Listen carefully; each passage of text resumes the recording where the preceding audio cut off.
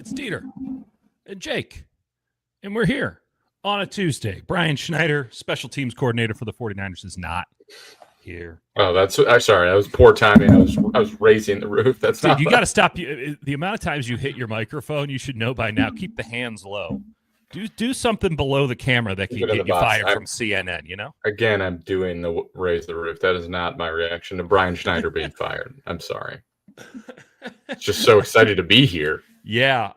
Well, welcome to draft season, where we, in fact, are not staying up until 2 o'clock Eastern time in order to do live shows for the most degenerate of sickos, which we deeply appreciate. Presumably, most of you all see this. It's good to know that you're that there's some of you here in the afternoon. It's good to know there's 4. It's 4, listen, 5. Hey, it keeps going up by 3 hours from now. We might even get that 150. Okay, so they fired their special teams coordinator. That's the most obvious move in the history of football, right, Jake? Yeah, I would say so. I mean, you look at any metric, and it's just abysmal. I think they had like a negative 65 or something EPA on special teams. What does that mean? So expected points added. No, I don't even know how you get it on special teams. How do you get that many points lost on special teams? Well, kicks. for kicks makes the most sense, but there's also like field position. There's other stuff that goes into it. And the Ravens were second worst, and it was a 25-point gap to the Ravens. So when that happens, you lose your job. Yes. That's the short and long of it. And when your young kicker comes back from a high ankle sprain and looks like he's lost all confidence in himself, so tough one. Now, it isn't tough. Your entire job as a special teams coordinator is to make the most out of what you have. The 49ers didn't have a lot to work with. We got to be clear about that. But they did invest some money and some draft capital in special teams guys, right? Let's not pretend George Odom wasn't paid $5 million this past offseason to be their special teams ace. Remember when we thought they were like ahead of the curve and we were like, are they making these special teams moves, to be proactive about the new move that's coming to play? Yeah. We were wrong, much like we were wrong about the Tennessee Titans.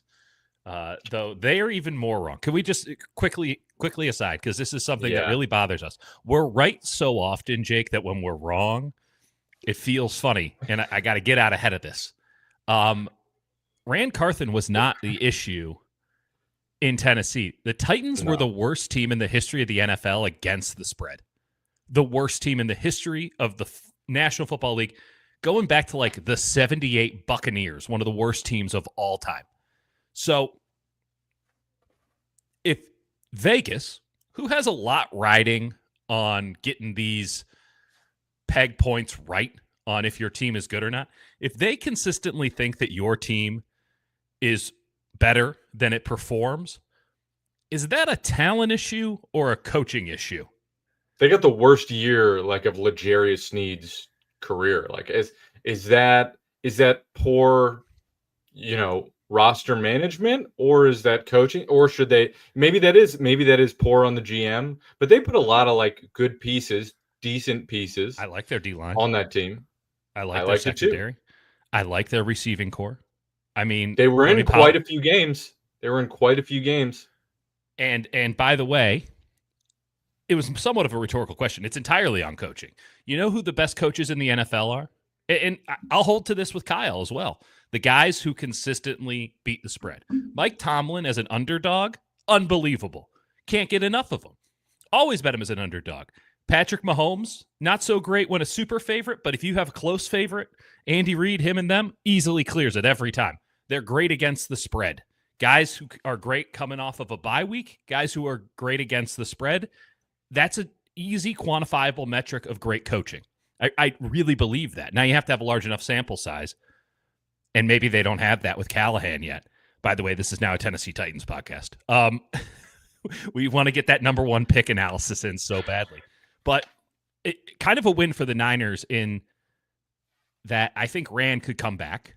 There was some talk about maybe him getting back with the Niners immediately, even beforehand, even before this went down, that he might pull like a Calipari or Kind of, you know how in college basketball the coaches leave for another job that's lesser than before they get fired. Like there was some Getting out ahead of it. Yeah. It's Frank Haith going to Tulsa instead of getting fired by Missouri. Now we're talking. Now we're into it. Also, a Tulsa Golden Hurricane podcast. Can't believe that's their name. Regardless. Also, Western Kentucky too. Anyway. Hey now. So there was some talk that he might just come back in to the fold.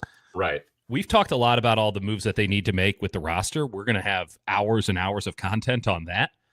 The stuff that doesn't get talked about a tremendous amount, but is not as important, but certainly important. It's not even the coaching stuff, which we'll get into, right? Those are, front-facing people. It's the guys behind the scenes, and gals behind the scenes that help build up the roster, that give John Lynch the support system. And I do think that we need to be forthright about this going into the offseason. This is John Lynch's team now. Like, John handles a lot of the sort of administrative stuff that Kyle should be handling as a head coach. He is very hands-on as a GM. I got no problem with that. That's the delineation of power. It's always been that way.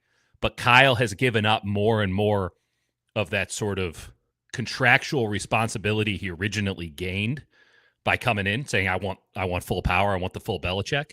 He's given up more and more of that to John over the years in small ways and in big ways. And John, just as much as Kyle, needs to get a better infrastructure of brainiacs around him. He needs smarter, more competent They've people almost around reached the point where they got all these guys hired away, and now it's like circling back where some of them might be able to come back into the building depending on how these cycles play out. Right. You look at some of the coaching hire, Robert Saleh is a great example. It's like, is Robert Saleh going to come back? I don't think he will, on the basis of he needs to prove that he can do it somewhere other than San Francisco, and probably maybe even sticks on the offensive side of the ball for a year or two. But I am of the mindset that the 49ers need to make, serious additions to obviously the roster, obviously the coaching staff, but just as much, and we'll keep an eye on it. It's not like, these are things that are easily reported, so it's on us, but people behind the scenes. And I mean, it matters. There's just a level of intelligence and being intelligent in different ways. Like there's often that misconception that like a smart person is a smart person. It's like, how, like everybody has like a dumb friend who's like one excellent student, they end up becoming really wealthy because their profession is specialized in an area, but you talk to them and they're dumb. I'm not suggesting this is the case, but there are people that are specialized in certain areas and do have expertise in ways that like you need that perspective in the building. They might understand a position better, right? Yes. And just having those perspectives, it's sort of like how, people misunderstand like the whole Moneyball thing. Like the Moneyball, really the takeaway was like having different ways of solving a problem, being open to new approaches. Mm-hmm. And when you have different perspectives who have different areas of expertise, that can do nothing but help you as long as you have leadership at the top that does listen to those perspectives. And when it's someone you trust, they listen to them. Certainly the 49ers are in no position to be pushing an ideology at this juncture. I think that there needs to be an openness towards new concepts. They have drafted abysmally, save for this past year.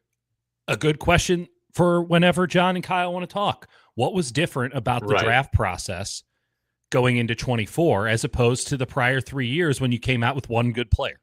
Yeah, it's my main question, and it's sort of an overarching one, and I'll probably get one attempt to ask it in a way that doesn't get the answer I want, because that's what happens in these things. You get 20 minutes, and everybody has a question, and everyone has a column they're trying to get to, and you go, well, I just want to ask, I think the way I'd like to ask it is at least with the offensive line. Ask me. The offensive line one. Dieter, cough it out. Let me go ISO here. The number one thing is like the offensive line. Standing in the corner. If you need to pass me the ball, I'll just be over here in the corner. Like Chris Foerster talked about the offensive line, and they're basically like, all right, first 2 rounds, we generally try and get skill position players. We think we can develop guys in the 3rd and 4th round. Do they think they need to reevaluate that? Not do they need to come to a different conclusion, but is that something they need to reevaluate? And do they need to reevaluate their philosophy And they'll probably say, well, we had a really great draft and we got Pooney. So that's, probably not the one asked. But like they in general, I think I'm curious if they are open to like a true reevaluation of how they do everything. And I think they do, for the most part, take the end of the year and when all the coaches get assignments, they go, all right, what worked, what didn't. But I wonder if they can go deeper on that this year and challenge themselves even more to go to the core of their scheme, to the core of how they're trying to attack defenses, to the core of their own defense. I think that fundamentally, and maybe they come to the same conclusion that what they're running works, with a few new wrinkles. It's not. But I'm just curious. The children who are at fault. I'm just curious how deep they go on that. Well, that's an interesting point, because I do think that they're using the extra time to evaluate things like that, maybe more than they've had an opportunity to in the past. And the calendar doesn't provide obvious junctures for deep thinking and fundamental reevaluation, right? Like free agency is going to be here end of February, March. Okay, so that's the end of the season. You get like 2 weeks, right, before free agency's there after the Super Bowl. And then the draft. And that's going to be all encompassing. So can you evaluate between now and whenever free agency starts? Because when you're drafting players, you need them to fit into what it is you're doing. You don't want to end up like Atlanta, where they're like, actually, we're going to get Kirk Cousins, and then Michael Penix is there, and they're like, yeah, so about that Cousins thing that we did, I guess we'll see it through. And it's worked out until the dead cap hit comes next year. But like, and they would have made the playoffs this year if they just. Who could have seen that coming? Regardless. L. That's an F. That's an L. My question now is, do you fire Sorensen knowing that you need to reevaluate a lot of the things that you do, and it's going to take some deep thinking, and right, as you were saying, getting with the coaches, what's working, what's not working, having this sort of debrief? Do you want to be hiring a new defensive coordinator under those circumstances? Because it should be a rare opportunity for you. I think the question for me when you go to a defensive coordinator and you make a change is you look at the market and you say, who can we get that speaks the same language we do, that we're confident? And by the same language, I don't necessarily mean the same terminology, the same exact system, scheme. They have the same beliefs, same religion, football religion. They can talk the same language. They are able to have conversations and sort of diagnose issues, and they have flexibility. And I think if you look at like Jeff Ulbrich, the guy that I think they want, you said it, they want less. I think that's something that they'll strongly consider is like, does Sorensen have the wherewithal to look in and evaluate? And is he that like high level guy that, okay, yeah, he's been in the system. He understands how they run things, but can he actually evolve the scheme or change the scheme? And there wasn't really evidence of that. I don't know how much leeway he was given with that, but if they don't believe that they can have those like high level conversations and reevaluations with him, then he's not the guy. And that's kind of what it comes down to. You have to be moving this entire defense in a fundamentally, uplifting way. Yeah. Who got better? Who got better on this defense? Whose play appreciably was better? Like you could say, Renardo Green got better, but he was a rookie. You can't count rookies, right? That's what I'm saying. So who got better being in Sorensen's defense? Maybe Yetur Gross-Matos. Maybe. That's about as fair as you could be. Maybe Kalia Davis had a better year in all 45 of his snaps, and he didn't have a good wasn't year. Better. Warner wasn't better. Jair Brown was monumentally worse. Let's talk about that for a second. Charvarius Ward had off the field. The Charvarius Ward thing is separate, and we'll get into the locker room of yesterday. I do want to. Because there's some interesting stuff to be gleaned from that. But my goodness, the Jair Brown thing. His last, if there was justice in how it won't happen this way. He'll get opportunities, but it would be fitting. It would be fitting if his final play as a 49er was one-on-one, fourth string running back, swing and a miss, 46-yard touchdown. What That would Trey be fitting. McBride did to him is going to be really hard to. Trey McBride was doing it to Fred Warner all game. Yeah. He stood no chance. But the hurdle's like a tough. It's even maybe worse than the Mahomes one that Mustafa had this year. But like beyond that, and I think we talked about it. He's a smart guy. You talk to him, he's a really smart guy. He's got some of the physical traits you like. It's like, is he overthinking? Because you saw in the preseason, there's a couple times where he shoots his gap and you go, oh, where's that been? Right. And then I don't know. He's gotten clearly worse. And I really like every game, the dude, but it's not happening. I can't imagine that it will. Like, this feels fundamental. It's almost Pajemski like. His intelligence and physical qualities got him to a certain point very fast. Because you can make the argument he's gotten worse every game that he's played in the NFL. It's been brutal. It's season and a half. He comes in, he gets an interception his first game, Tampa Bay, and it's kind of just to the point where they bench him for the playoffs, and then they bring him back in for the Super Bowl, and he's not good there, though it wasn't his fault. Like, you can't put it on Jair Brown. Comes back this season, actually had a decent enough game against the Jets. It seemed as if the entire 49ers did in retrospect. And then the real season started, and it was just like, oh, no, this has gone horribly wrong. His runs against the Bills were the worst I've ever seen. I'd like to think that when I left for Japan, there was like a timeline split. And then there was the 49ers, if I had not gone to Japan. And then, I'm not saying I influenced their season. I'm saying I created two timelines. Goes without saying. Shout out to Counterpart, Justin Marks, great TV show. You really, actually, legitimately, if you can find it anywhere, watch it. Legitimately great television show. The guy who did Shogun, that was his first show. Oh yeah, 10 out of 10. No notes. One of my favorite shows of all time. One of the classics of modern television.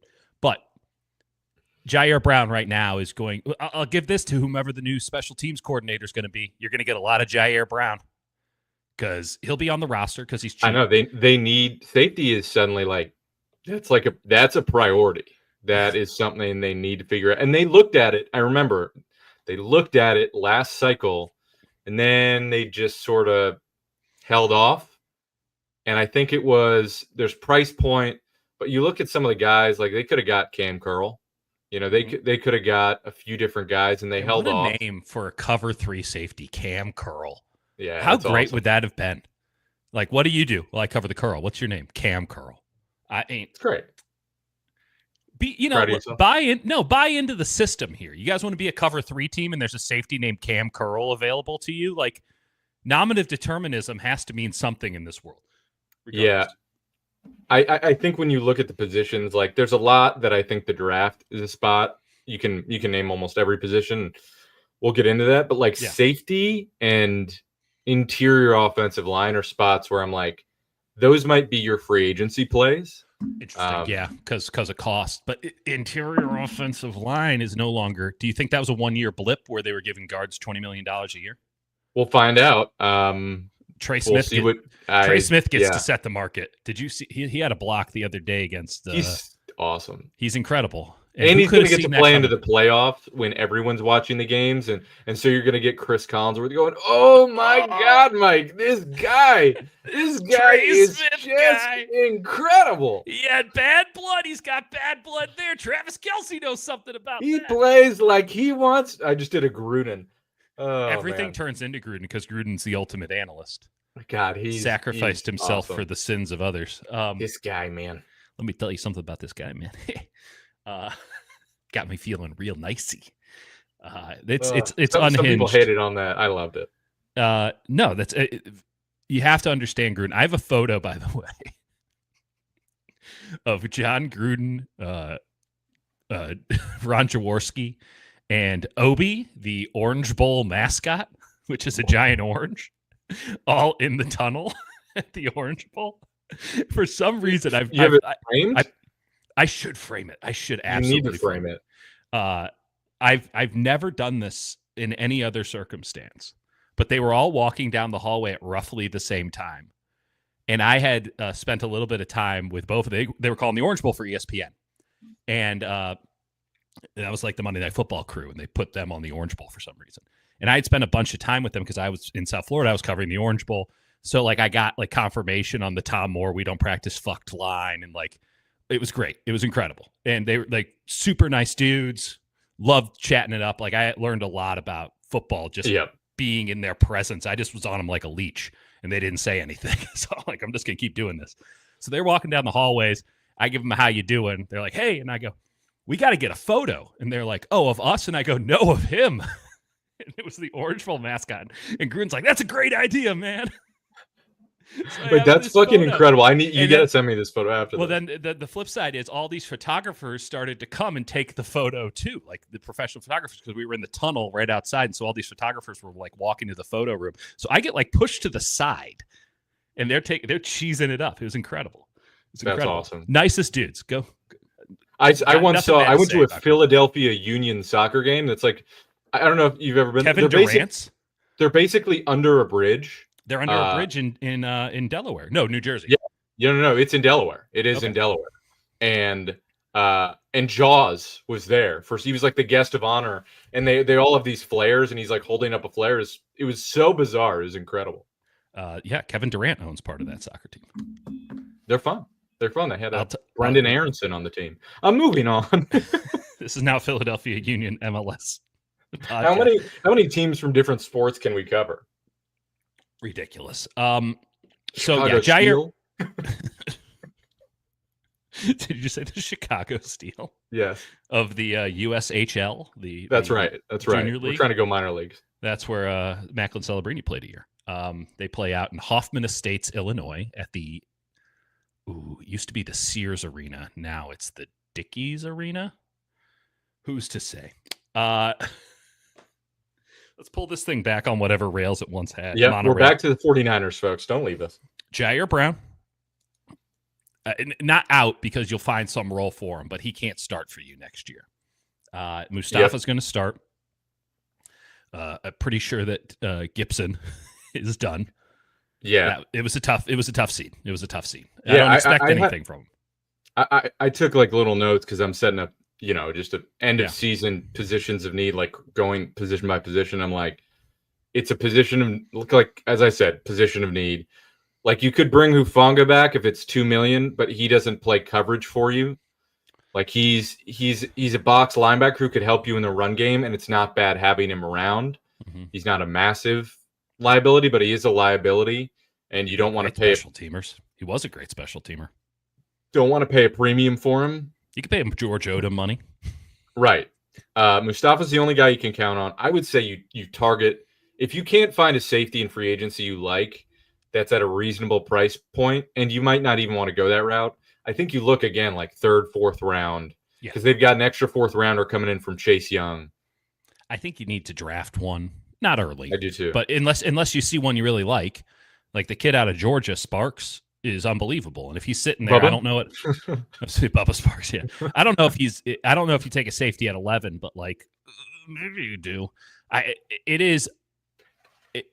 are three, there are two positions that we can make: the offensive line, defensive tackle, maybe just defensive line in general. Like you have to get somebody in the first round there. But we'll get into it. Like this is what we'll do for the next couple of months. But if there is a separation point of Sparks, who I'm pretty sure is the number one safety on everyone's board, if the next best guy, kind of like last year, doesn't go until the third round, like this was with linebacker, it was Edger and Cooper, and then the next guy was fourth round. And so if there's that kind of gap again, just being practical, you might have to take him there and then hope that the depth plays itself out. So that's some game theory. I'm looking at that 11 spot. That might be a prime spot to pick up another pick.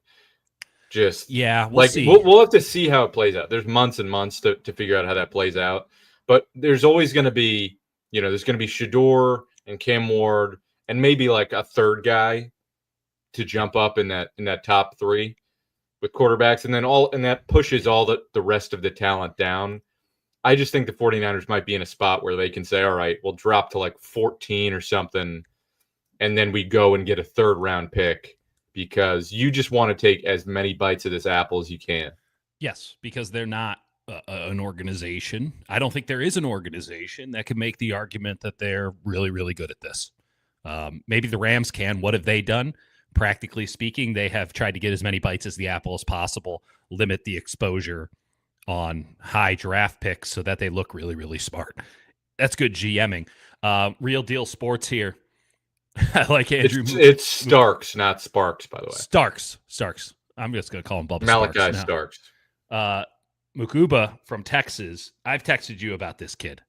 Oh, yeah. This dude is a walking targeting penalty. I love him. Can't get enough of him. And I'm not sure if he fits for the 49ers. And again, we'll have to break him down. I'm not sure if he fits for the 49ers because him and Mustafa might be too much. There might be too much aggression on the defensive side. That said, one of the concerns. Here's the thing.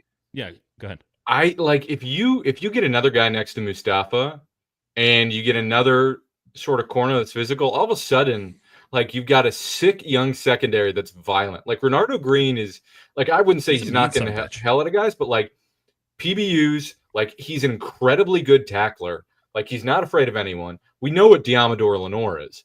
Like if you can add a little bit of grit to that secondary, I just think they need physicality and speed. This is the issue, right? This is the issue when we get to Hufanga. Are they going to be willing to walk away from the physicality? Are they willing to walk away from cover 3? Like that's a real tell. If we get word or if it comes to our way that they're willing to walk away from Mustafa, I'm sorry, not Mustafa, from Hufanga. Like it'd be terrifying if they were walking away from Mustafa. But if they walk away from Hufanga, that says something about where this team is going, because it does sound like, or at least there's an indication. I don't know how much credence I put in WAG's Instagram accounts, but there's some, at least Dre Greenlaw thinks that he's leaving, which makes some sense. I would say that there's nothing certain about that, but they don't have an agreement in place. I know that for certain. I thought that there might be. I was told flatly no. Clearly, Dre Greenlaw hasn't told anybody about it. And then I think that's just in case sort of a thing. But the price is going to have to be right for the Niners. And I'm sure Greenlaw, having faced the end of his career head first, is not going to be too keen to take a discount, because why would you? Get as much money as you can now. It's probably your last NFL contract of any worth, if you can even get that. So we'll see. That market. I do think, his market's interesting. I could see him getting anywhere from, I think his base will be 4. Like the floor for him is probably 4 million. I'd have a hard time seeing somebody giving him more than 8. I feel like it's in $4 to $8 million range, 2-year deal wherever he goes. Yeah, and if it's 8, he's probably not coming back. If it's 5, they paid Campbell 5. So. Right. I'll note this. So, Tommy Huxley, why the hate on Winters? He was way better than Campbell with more speed. He certainly had more speed. Didn't know what he was doing, right? He was the opposite of Devondre Campbell. As Jake so eloquently put it, Devondre Campbell saw the game in slow motion, played the game in slow motion. D. Winters plays the game at lightning speed, but the game is going lightning speed for D. Winters. Now, one of those two things can change, but the more he played, the worse it got. I would make the argument counter to that with Campbell. It was starting to actually look respectable to a degree with Campbell later on. So before he did the whole thing, quitting on his football team, so you cannot, under any circumstances, go in with him penciled in as anything other than a backup at weak side linebacker. Also, he gets injured every single game. That's just a fact. Like was there one game that he didn't either go in or come out with an injury? Yeah. It's like, right. It's like he's trying to be Greenlaw, but like he doesn't have the physicality or the same IQ to do it. He's got some really hard hits, some impressive plays, but it's way more whiff than hit. It's just not viable as an option for a defense of somebody who is trying to be competitive next year. Real quick before we get into some of the other stuff here, Brian Griese did the Jets. Listen, Brian Greasy's getting a lot of buzz for offensive coordinator jobs. I don't think he'll be a head coach, but Yeah, I it wouldn't also shock the me. Jets. I feel like the Jets have interviewed 15 people for their head coaching job. You mean the 15-year-old who runs the Jets has The, interviewed it, 15 people? they interviewed, I think, Louis Riddick, the guy from the Senior Bowl. Jim Nagy is. Oh, that's for GM. Oh, That guy's so goddamn annoying. I'll say that. yeah, we're not getting Yeah, invited those to are for the Mobile. GM jobs.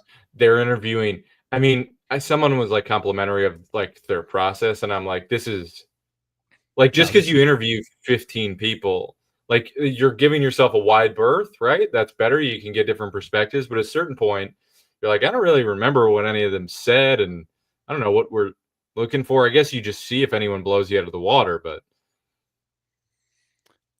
I don't have any faith in them. I don't think so. Okay, a little bit of backlash here on the Winters thing. D. Winters is not a rookie. Might have been his first go around, but he's not a rookie. And Bethune did look okay. Yeah. Bethune might be our best linebacker. Bethune made a couple of plays against Arizona. He's not a good special teams player, which is somewhat telling. Even though they keep putting him out there because they really just didn't have not like an elite athlete either, which is worrying. I did enjoy the carnal yells every time he made a tackle, though. Curtis Robinson can continue his ascent. He was flashing big time in the preseason. Curtis Robinson is a preseason player. He's not flashing. There are levels to this. He's also coming off, but he also tore his, I think, ACL. He ain't it. He doesn't. He might have the smarts. He does not have the requisite athleticism to play linebacker at the NFL level. Maybe 10 years ago, but not anymore. So no, I don't think. I think you keep Curtis Robinson around. Yeah. He's certainly a good person to have on a football team. You could do way worse with the guy that is last on your roster, but that's all he is. I think we got a super chat at the top. Yeah, let's hit it. If Purdy and 49er disagree, Brock hold it or play 1-0. Thank you, Cam's dad. Thank you, Cam's dad. I think Cam might have written this. I'm presuming Cam is done. It is I would, if I was Brock, I would, I think do you show up? Would you show up if you're Brock? Yeah. To OTAs and minicamp? Yeah. I think that I wouldn't show up to training camp. First off, I fully expect my takeaway listening to Brock talk about it yesterday, and he was fairly candid, was that he's not going to be someone who's driving a crazy hard bargain. If he'll come in reasonable, and he expects the 49ers, we'll expect the 49ers to come in reasonable. I think that there's easy middle ground. I think that this has I think this is going to be a lot closer to the Christian McCaffrey situation than it is to the Brandon Ayuk situation. He did explicitly say it felt like a shot at Ayuk. It wasn't, because that's not how he operates, but it was. He was like, I would like to avoid any drama or unprofessionalism and keep this thing, kosher. There is a value aspect to this in place. Brandon Ayuk was very much in this. He's totally entitled to doing this. Very much about external respect. How much money can I get? What does that mean? I have never once gotten that vibe off of Brock Purdy, but I had never once gotten the prior vibe off of Brandon Ayuk. And stuff changes when the circumstances change. Receivers are also different, especially because Ayuk didn't get a lot of credit at all. Right. Also, Warner joking sort of to that end, being like, "Yeah, Brock's gonna go get a bunch of chains." I kind of think he should copy Kirk Cousins and just come in the offseason with like an absurd chain. It's himself something. On a tractor, it's a sponsored tractor. That's right. It would have to be sponsored. And listen, Brock's going to go make himself a lot of money at the Super Bowl, in terms of all those media hits and stuff. Super Bowl? Oh, yeah. That's true. Yeah, Media Row. The Media Row. Brock's it's going to get asked a million times over. It wouldn't shock me in the least bit if they had a deal done before that. I don't think he played. Yeah, I don't think it gets to there. But if I'm him, I'm not playing on it. million contract. No, I don't think he will. And again, I am not going to predict such a thing. There's a lot of people out there right now who are going to do the full extrapolation. I got to go with my gut here. Like, I don't think it gets anywhere close to being a problem. I mean, they saw the other side of that this offseason. It was like the entire season was dead from the start. I don't even think that it's going to be the Niners learning the lessons of the past. I just think that Brock's going to go in and say 55, and the Niners are going to be like, great, done. And even though it'll be, hey, give me basically $35 million in cap hits for the first 4 years, and most of that's guaranteed. And then you just copy the Jordan Love contract. Exactly. I mean, even more so, just Jordan Love with more guarantees. And if I'm Brock, I say I'm looking for term, right? If the 49ers want you to go short, that's great. More guarantees, more money. If I'm Brock, I mean, I've been in a situation like this, obviously for the same amount of money, but like back when I worked at Fox Sports, and no, I wasn't featured in any lawsuits recently. They came to us and it's like, okay, we're doing contracts. I'm like, I want term. This place is a cesspool. I want term. And I'm going to make sure that you pay me for 3-4 years as opposed to taking a 1 year at more money. So I want term because this place is a little on edge. If I'm Brock Purdy, I want term because he's been injured every year. And Jake, I'm not going to lie to you. Standing next to him for about 30 minutes yesterday, pretty tough argument to give that man $55-60 million because of how large he is. The quite opposite, because he looked small, and it's a lot different at the dais. It's a lot different when you're just talking to a guy one-on-one. When he was surrounded by sports writers, and he didn't stand out as a football player. And Fred Warner. Is this your first time seeing him in a scrum? No. Well, kind of. I mean, he rarely does scrums, and usually he's in a locker area, and it's a little standing in that one spot as he did yesterday for like 40 minutes because he's a pro. And I really appreciate how much the Niners were pros yesterday. Obviously, no one was coming for throats or anything, but they're like, I'm here, I'm a professional. Yeah. Like, good leadership. Like, you want to talk about, the shitty situations with other teams, that's the day where you do all the finger pointing. Oh, Yeah, you didn't have a Tyreek Hill saying, I'm out of here. I'm out of here, any of this. So the whole point is it's tough when you have Brock Purdy, who is currently dealing with an elbow injury, who had... not really. Did he play week 18? He's not really dealing with an elbow injury. Well, another injury. But it is an injury. It is an injury. Had an injury in season that forced him to miss in Green Bay. Like, his career has been maybe not defined by injuries, but it's a portion of the story of Brock Purdy's career. And then you look at him and you go, he is not very big, is he? And the nature of the 49ers protections. And it's like, all right, someone's going to murder you, throw the ball hot, and you're not that large. That adds up. And listen, that goes both ways, right? The fact that he's survived this long gives credence to his argument of like, let's get paid. But if I'm him, I'm looking for term. Yeah. Do we want to talk about the locker room yesterday? Yeah, let's talk about it. Brock was great. Kittle was great. Christian McCaffrey, who doesn't like talking to us, but he was a pro's pro. He did bristle a little bit. There was, I noticed, a smidge of like, he's a guy that puts as much into caring for his body as anybody, like quite literally, probably more than anyone. Yeah. And there was like people kept asking him like, overworking. Do you have to like look at how you run your off-season program? Do you have to reevaluate stuff?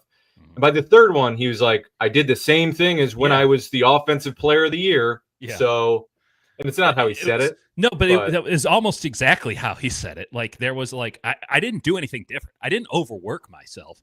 And he was just one step away from saying the truth, which is sometimes you get old and your body falls apart. I play professional football for a living, but he couldn't get to that part. And that's the real issue. Yeah. He did point to the optimistic part of the thing is that, hey, we don't have to play any games. Everyone's aging and we get time off. So that's positive. And listen, you're stuck with it one way or another. Some people taking a little bit too much time off. I mean, Yeah. There is with Garendo's situation, it sounds like his ACL is fine, so that's good news, but like some serious concerns there. Yeah, I when I'm looking at the roster, I'm looking at Debo as a running back. If you're keeping Debo next year, like I'm using Debo as like a power back because it's your last year with He's him as your a contract. Patrick Taylor. He's your power back and he's your rotational fourth receiver. Yeah. That's how I would honestly handle it and call that blasphemous. And there's times where you want him out more, where he's like looking good and you're getting zone against zone heavy teams. I'm going to want him out there more because he can still be explosive.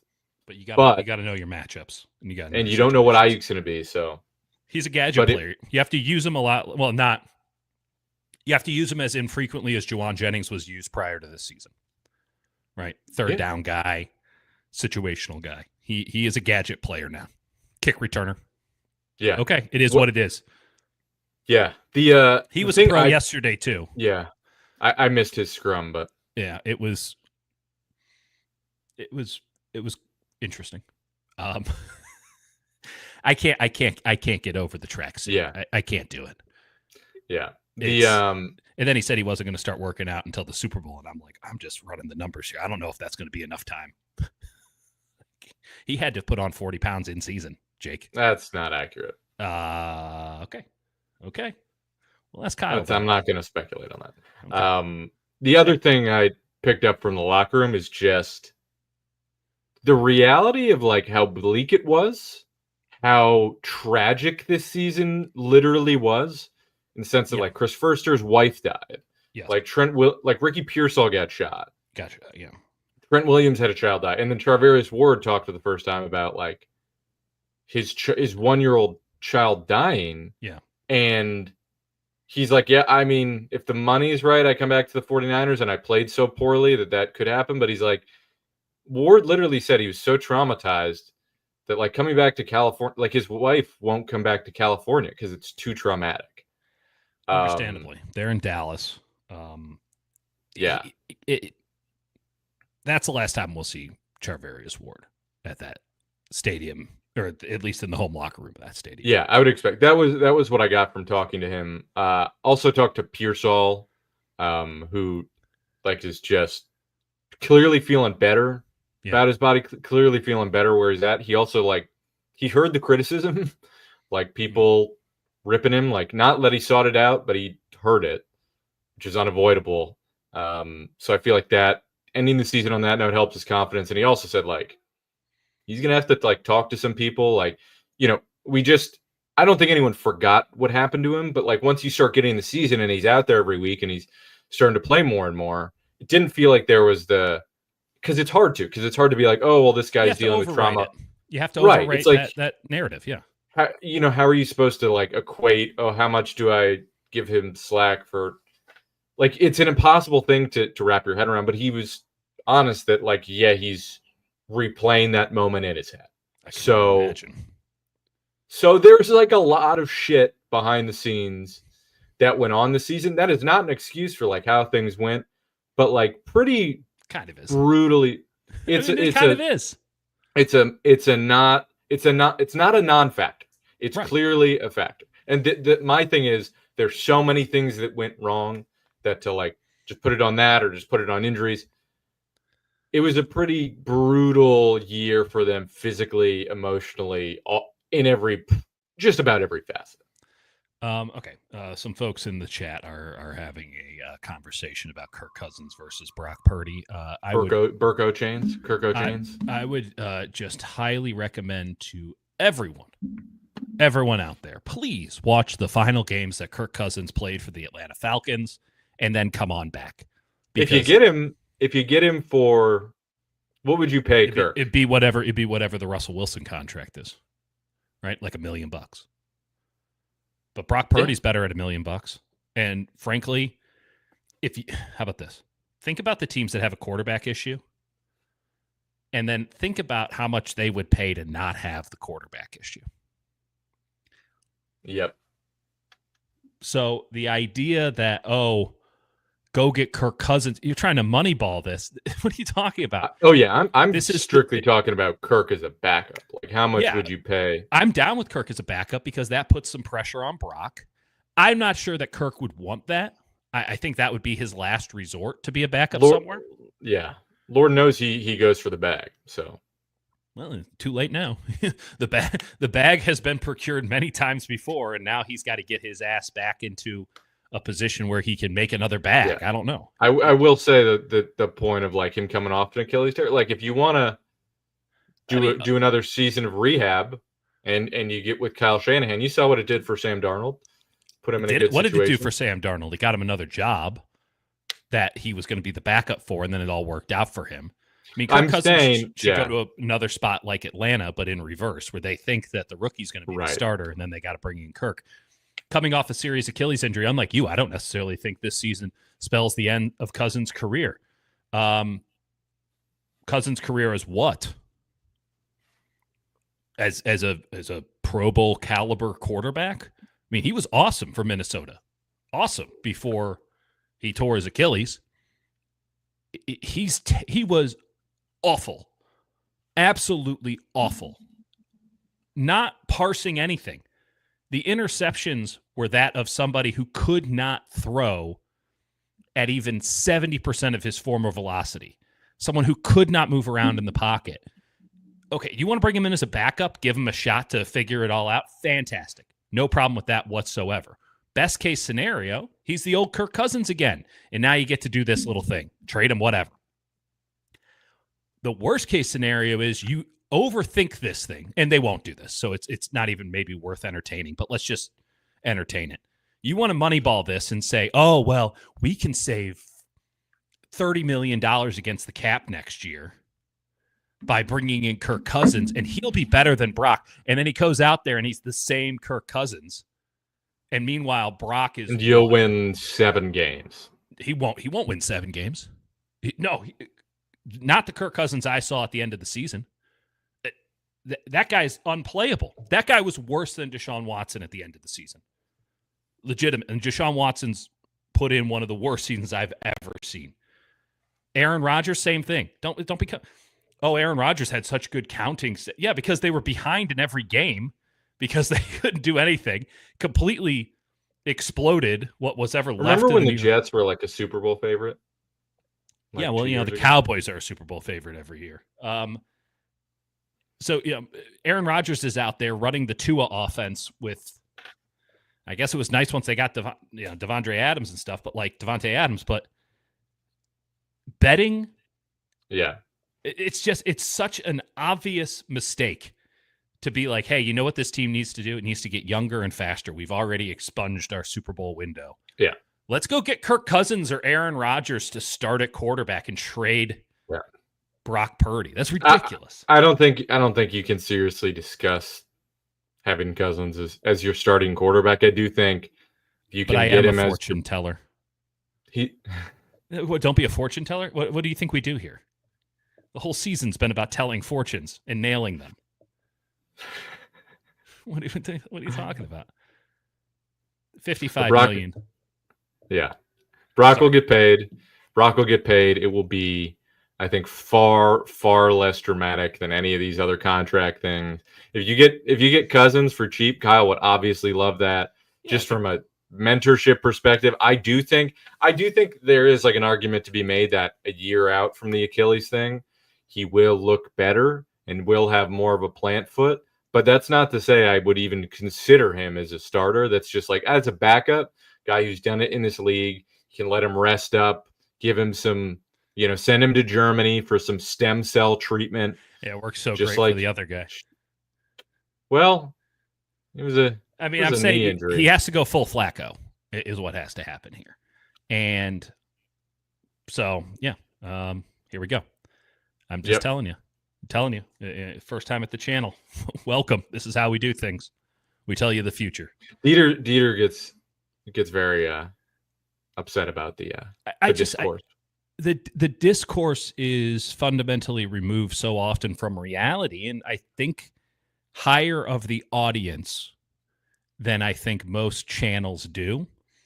And this was something that you and I had a discussion about when a few people started watching, where you're like, we got to be careful here because we're going to get some leak over from channels that do not respect the intelligence of the audience and have been brainwashed into this immediate news cycle bullshit, Right. clickbaity bullshit, TikTok, content versus art sort of thing. And we're just not going to play that game. But when it leaks in, I get defensive about it.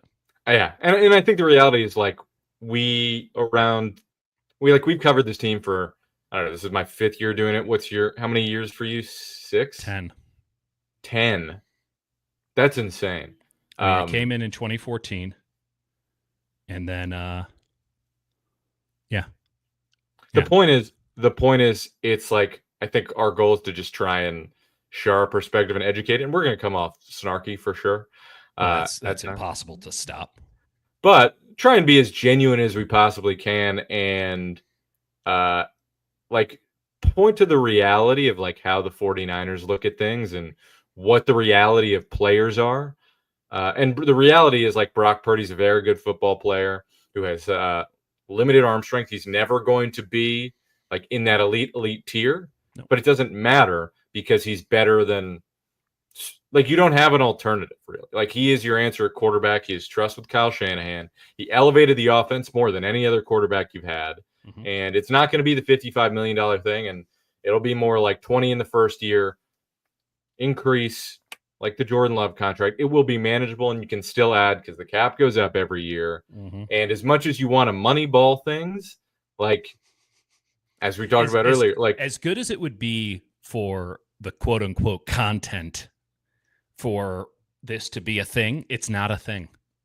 It's not. It's just not the position you can like go cheap at, like by design, unless you get really lucky with certain circumstances, like the Vikings. They got like Darnold for cheap because he's been a backup and they drafted a rookie for 1 year. Right. For 1 year. For 1 year, and then the price goes up. 49ers got Brock for cheap. They just happened to waste their window when they should have won a Super Bowl. Right. And they wasted it how? With free agent signings. So the idea that, oh, well, if Brock takes less money, they'll be able to get more guys in free agency. Like, so what? You know, like they don't do well in that. Maybe we shouldn't give them the ammunition to go shoot themselves in the foot again, because that's all they, we'll go fix defensive tackle with a free agent signing. How's that going? I'm still waiting. They could have just given DeForest Buckner money, and instead we're still waiting for them to get a viable defensive tackle. We'll have plenty of questions for Kyle Shanahan and John Lynch whenever they talk, whether it's tomorrow or Thursday or Friday. They got to talk at some point. But we will have questions for them. Oh, yeah, and hopefully we get them in before the banal hits us over the head. You had a breakdown of priorities for this offseason. I can. I'll do a quick one here. So, do you want the draft round by round, or do you want position by position? Let's do position, and then you're sort of, when you say position, it's like, here's the position, and here's where I think they should be at. Here's how they should look at it. All right. Yeah. QB, keep Brandon Allen. Look at an undrafted free agent route, veteran quarterback. See if keep Brandon Allen for $0. Yes, and look for a better veteran backup.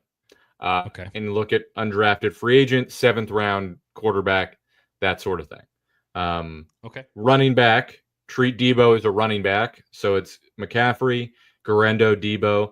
Try the $3 million tag with Jordan Mason. See if you can get away with that. The $5 million, that's no round. That's right of first refusal. So you give him the $3 million tag. If somebody wants to go over that, you probably let him go. Mm-hmm. That's just the reality of it. And then, maybe draft another guy, 6th, 7th round. You probably need some youth in the building. That's how I'd look at it. Tight end, extend and restructure George Kittle. Yep. Draft a tight end in like round 4. Ideally, depending on, I don't trust them with the round 3s at all. Listen, I'm not saying Brandon Allen's a good quarterback. I'm saying he knows the system, and you just keep him around, or Josh Dobbs. It doesn't matter. Like, whatever. I'm not excited about Brandon Allen. Let's make that clear. We're moving on. We're losing the plot. Well, it felt. I mean, you kind of lost me at keeping Brandon Allen too. I think they need 2 or 3 new quarterbacks. Okay, great. Go for that. It doesn't matter. It does. I don't. He's been in the scheme for 2 years. A lot of good that's done him. Oh, shut up. Okay, wide so receiver. You're saying no. Hold on, I want to do tight ends. Kittle here, and then you're saying early day 3. That's 2. Yeah, you're gonna need 2 more. Yeah, and then you just go. You can see if you get a deal on the market for a veteran. You probably need to pick up.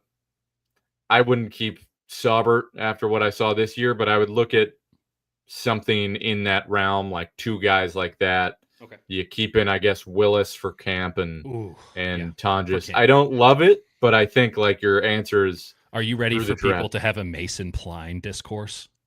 No, I'm not. I waited to see something from him, but I didn't. I saw him run real slow. That's what it was not. It was not good. It was a plus.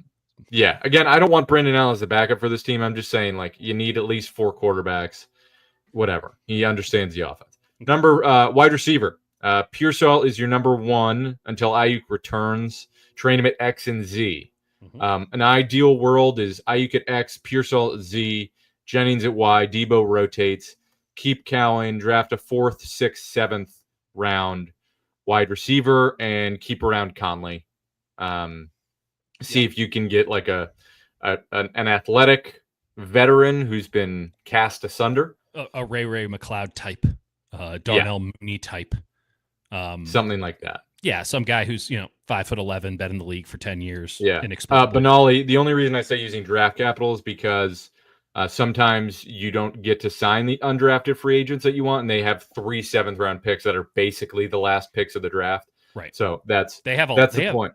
They have a lot of this is not a nice way to put it. They have a lot of useless picks. Yeah, they do. They've got a lot of good ones. They've got 6 through pick 140, and then like 4 in the last 6. They've got a big gap between rounds 5. They have nothing in round 5 and 6. In an ideal world, and it never works this way, they drop down, load up in the middle. I mean, because the sweet spot is 3, 4, 5, maybe even 3 and 4, particularly. Yeah. Like that's the sweet spot of the draft. We're talking pick 75 to 125. I want to be in that area as much as possible. And we'll see how the class, the draft class goes. But you also have to move up, right? Yeah, I think moving back from 11 gives you some flexibility there, and we'll see. We'll see how it works. So that's wide receiver, offensive tackle. Offensive tackle first. Evaluate the tackle class. Consider a trade down to acquire picks and draft a tackle rounds 1 through 3. Okay. I really haven't looked into the draft the tackle class. Very good first round, falls off after that is my expectation. So maybe you don't trade down depending on who's there. We'll see.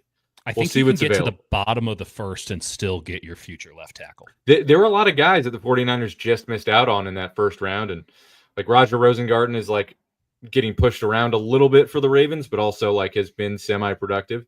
My man Kingsley Suamataia, not going great. Not going great. Interior offensive line.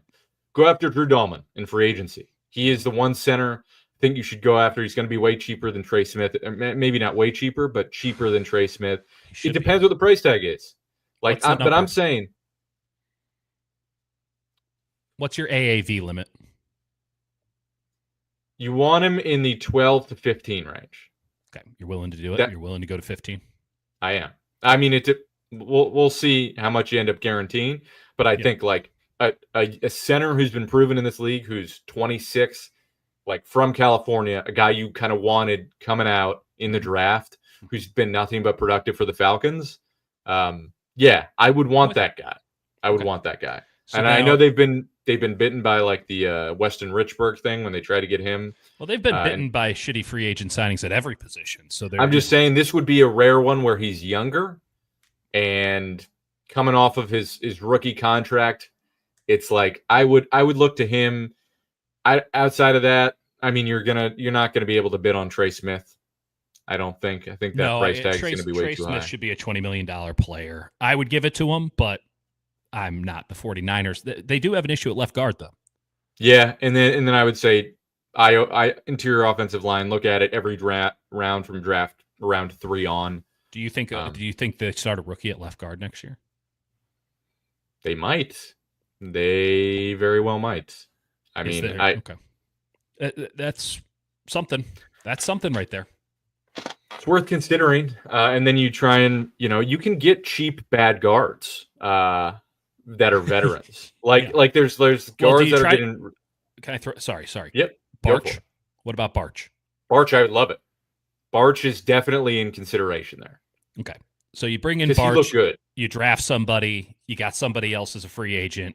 You toss them in the bag and you see which one comes out. Yeah. Yep. That's how. So Trent, Barch, grab bag. Barch, Dahlman, rookie, yeah. Pooney, McKivitz, Jalen Moore. Yeah. And the other two. That's how I'd look at it. I'd feel okay about that. I would not feel too bad about that. Yeah. Goddamn, Ben Barch. 6 quarters. I feel good about Barch. Me too. I don't. He looks sick. That's how bad this season was for the 49ers. We're like, but what about Ben Barch? And we're like, those 6 quarters of glory from Ben Barch? Absolutely. Yeah. You gotta keep Moore around, by the way. I think that Moore really showed you something. And I don't think that you can expect from this point on Trent to be anything close to an Iron Man. So you should probably have his future replacement there. McKivitz, Jake, I'm gonna say this one time. You were 100% right. He was their best offensive lineman this year. He was good. McKivitz was like really reliable. He was solid. He was rock solid. There were games. Don't get me wrong. There were moments. I'm not saying he was outstanding. I'm just saying he was like reliably solid. You didn't have to worry about him that much. On a list of the best offensive linemen, it was 6 quarters of Ben Barch, and then, of course, Colton McKivitz. So, as we all predicted. So, yeah. Cooney was pretty good. Edge. What's interesting is like, so they've got 3 guys. They got 4. Well, right. Gross-Matos, Bosa, Floyd. And no, our boy Samo. Oh, Samo. But Samo's an ERFA. I mean, that's not. No, ERFA is not a free agent. It's a thing. It's like literally not free agency. Like they get an offer that they have to accept, or they go on like a reserve retired list. I don't understand why, but that's how it works. That said, Edge, I think this is like a best player available. Like. You don't try and force edge, but if you see a guy that you're in the spot and it's a BPA, you draft it. That's how I'm looking at it. Rounds like 1 through 4. I honestly, at any juncture, if you see a good one, you take it. I wish that they would treat quarterback like that, right? Because quarterback gets the inflation, and then there's sort of a deflation because all the rounds 3 and 2 guys get moved up into round 1 because of the need. And then you're sitting there on day 3 and you're like, this guy's easily the best available player. You should just take him. I'm with you. They're at a position where best available player should not be something to avoid. Just take it. Yeah. And there were some guys that I liked last year that fell to like round 6.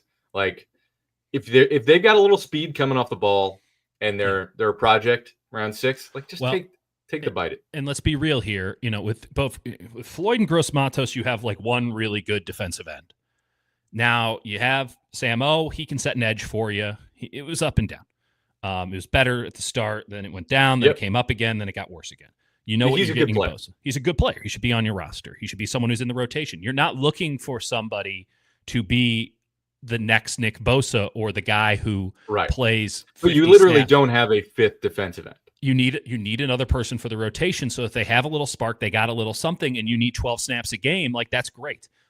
Real quick, Nevin does point out, I think they keep Juice at fullback. What do you think? Yeah, that's what I'm assuming, and I can't pretend that I've evaluated. Like, it's either they keep Juice or the fullback position just kind of dies. That's correct. Unless they play Debo at fullback. Hey, that's a full. I'm not joking. That's a full Kruger. No. Well, because you need a fullback to like really block and actually do a lot of things that Debo's probably not willing to do, which is fair. We will get into versatility versus execution as an offensive concept in the months to come. But as of right now, Kyle's still a versatility man, and a versatility man is not getting rid of Kyle Juszczyk. Yeah, they drafted like no good edge rushers really outside of Bosa. It's been Correct. terrible. I mean, It's maybe been pretty Drake terrible. Jackson comes back and is the player that I can't even get. Oh to the my sentence. God. I Um, forgot. Yeah, Yikes. he's still technically on the roster. I think he's got one more year left. Well, I don't think he's going to see it. So, yeah, and I don't know what they do with Beal, but Beal gave you nothing. And No. the fact that Sam Okuanu can come in and clearly be, maybe not clearly, but can be in the conversation for second best defensive end on the team Yep. is telling. And it's not a compliment. That's not a good thing. It's worrying. So that's where we're at edge. Defensive tackle, number one priority. That's right. I have it as possibly take multiple bites at the apple here. Need to cut Javon Hargrave and rethink the position. If you go for an athlete, you also need somebody stout who's a gap plucker. You want strength, force at the point of attack, and not get washed out against double teams. You can have upside to rush the passer, but you ideally want someone who's like strength, stout first. As you told me yesterday, you earn the right to rush the passer at that position. That's how I look at it. And if you see somebody like Walter Nolan, who I think can be a better run defender, I got to watch more of him. I'm not sold. Yeah.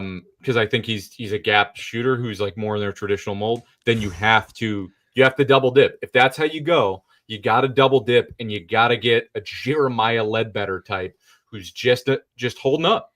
Yeah. You need somebody like that because you have no gap integrity up the middle, you're putting way too much on your linebackers. Yep. And Fred Warner, like with the injury and whatever, like he wasn't able to get downhill and fill, and he's getting attacked. And the guy next to him, when it wasn't Dre Greenlaw for those however many snaps it was, they couldn't do 400. it. They couldn't do it. Beyond that, I would like to note that you absolutely can get a cheap gap plugging defensive tackle in the market. Oh yeah. And, and you also have to think about, as you noted, like you're putting way too much on the linebackers. What would have happened if Fred Warner didn't play? Like I shudder to think what would have happened. You have to take these things into consideration. They would have a top 10 pick. Well, easy.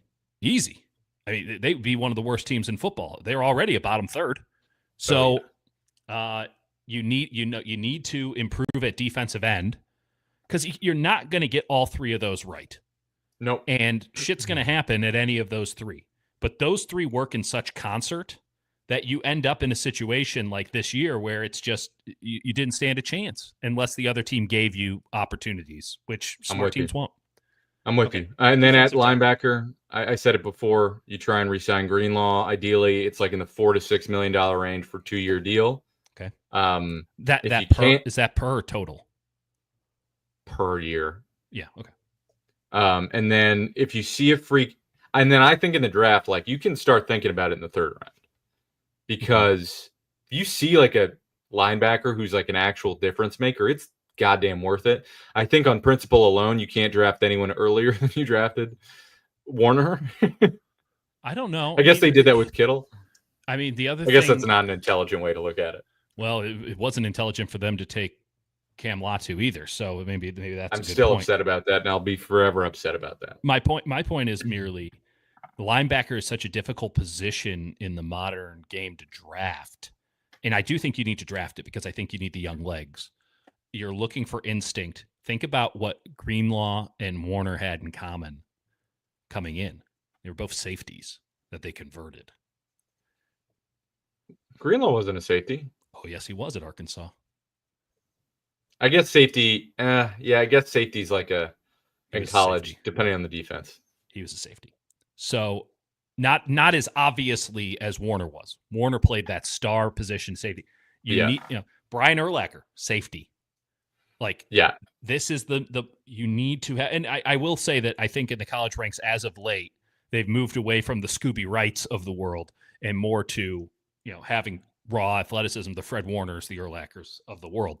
But you cannot get yourself a plotter. You need someone with explosion. Yeah. You need someone with a reckless abandon. You need someone who fires, because there will be unfilled gaps on that defensive line, and you need someone who goes in without thinking of the repercussions. No question. So that's how I look at it. You try and get Greenlaw on a 2-year deal. Try and get it for like 2 years, $10 million, I think Yeah. that's the ideal price. It's still a lot, and you're taking a risk there, but I don't know. And he might just go elsewhere. Like he might just go elsewhere. There might be a better deal out there. I don't know how much you'd guarantee. Still coming off the Achilles, there's some worry there, but you're gonna have to take a bite of the apple, I think, in this draft, and just say, all right, who has murder in their soul Yep. when they get on the football field? That's how I look at linebacker. 100%. Moving it to corner, probably not going to bring back Ward. We talked about that. No. That's probably you're just going to eat the dead cap money there. So you have Green, Lenoir, and now you need someone for the slot. You Well, could go full slot, Lenoir's your slot. but I do think that there's something to be discussed about the possibility of having another slot guy because they brought in Nick McLeod when Lenoir couldn't go, and clearly that didn't work.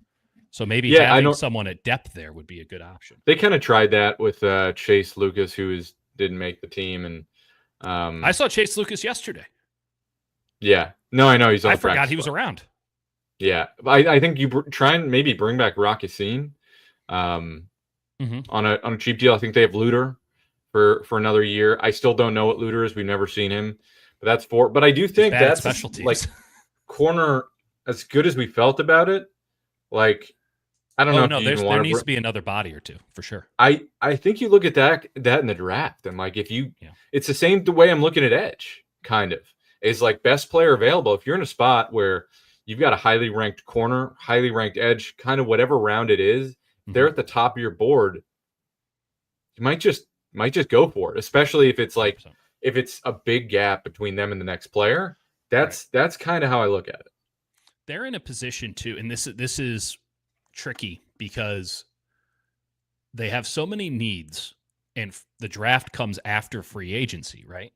So in the NBA, a big complaint is that the draft comes before free agency, and it's just kind of a mess.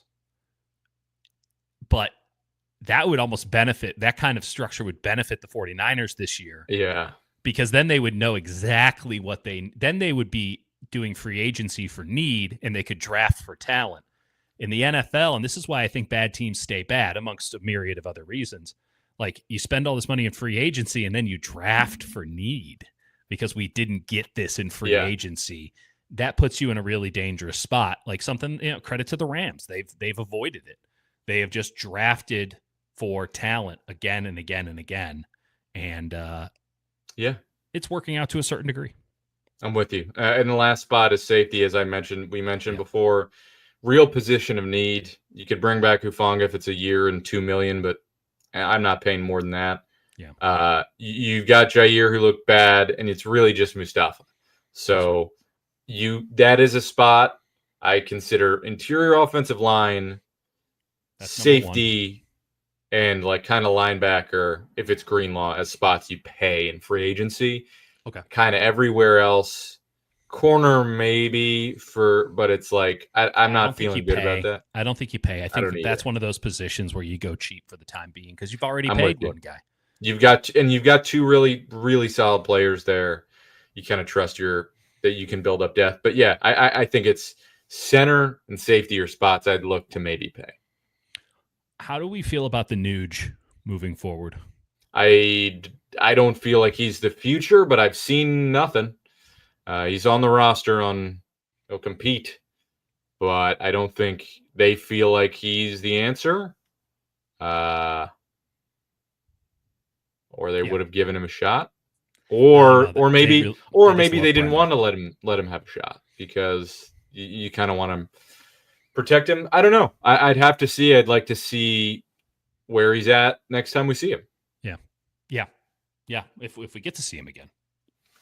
I mean, he's on the roster, so he'll probably be in camp. Did he sign to anything more than? It's the reserve future. It just means you're in camp. Okay, good move. Let's do a couple of them here. Get rid of Debo to pay for Greenlaw. He's that important. Can't trust either of them. And getting rid of a wide. Now you have a need. Now you definitely have to get another wide receiver. Whereas I don't know how much of Greenlaw you're going to get. I can easily see the Niners moving on from this. I think in the hypothetical realm, we say, if the price is right. This feels hard to jive unless he comes back after the market says no thanks. Like that's where that stands for me. So I don't think you're making any moves to I don't think you're making any moves to keep Dre Greenlaw. I don't think you open yourself up to susceptibility like that. And with Debo, I don't see the reward of $5 million in cap space, which you then probably immediately have to spend that or more to get. I mean, a replacement, who's to say? So, Debo still is a versatile player, whatever he still is in his career, and he's going to be wanting to make some money. So no one's trading for him. You'd have to pay him twice as much as you would gain against the cap to cut him. You'd have to use a June 1st designation, which you might want to use for somebody, another person. You don't know what Ayuk is. You don't know, So there's I'm of the mindset of so long as Kyle doesn't use Debo the same way next year, which is nothing we'll know until September, but so long as Debo is used correctly, which is limitedly, which means that he'll be dramatically overpaid for what he does, you eat it because you're paying him $10 million whether he plays for you or not. And if anyone deserves one blip, 1 year to prove that last year was a blip in the same way that Kyle does, right? Like Kyle built it was so great. Like if that guy doesn't deserve one shitty year, like who does? Debo is of the same ilk for me. Like if that guy doesn't deserve one shitty year, who does? Now I'm not of the mindset that this is a 1 year thing. Yeah. But he hasn't been great since the contract. Agreed. But this was an exceptionally shitty year. I would agree. So that's where we're at. Okay. That's a good point. Yeah, if you can get him to play zone, but they gotta have man answers to start the season, and then 100%. That's So that's where you're at. Anything else? You save $5 million after the June 1st deadline, but you're still paying $10 million dead against the cap. So is it better to just pay someone $15 million to have access to him, or pay him $10 million to go away? I know where Kyle Shanahan stands on that.